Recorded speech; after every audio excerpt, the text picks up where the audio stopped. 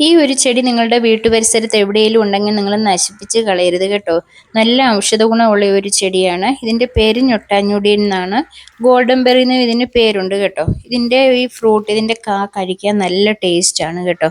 നല്ല ഔഷധ ഗുണമാണെന്ന് അറിഞ്ഞുകൊണ്ട് തന്നെ ഞാനൊരു തൈ ഇവിടെ നട്ടുപിടിപ്പിച്ചതാണ്. പക്ഷേ അതിൻ്റെ അരി ഏതോ ഒന്ന് രണ്ടെണ്ണം താഴെ വീണ് മുഴുവനും ഇവിടെ കാട് പോലെ കിളുത്ത് വന്നിരിക്കുകയാണ്. വളരെ ടേസ്റ്റാണ് കേട്ടോ ഇതിൻ്റെ ഈ ഫ്രൂട്ട് കഴിക്കുന്നതിന് വേണ്ടി. നിങ്ങൾ ഗൂഗിളിൽ ഒന്ന് സെർച്ച് ചെയ്ത് നോക്കിയാൽ അറിയാം ഇതിൻ്റെ ഔഷധ ഗുണം എത്രമാത്രം ഉണ്ടെന്ന്. ഇതൊക്കെ എൻ്റെ തൈയാണ് കേട്ടോ.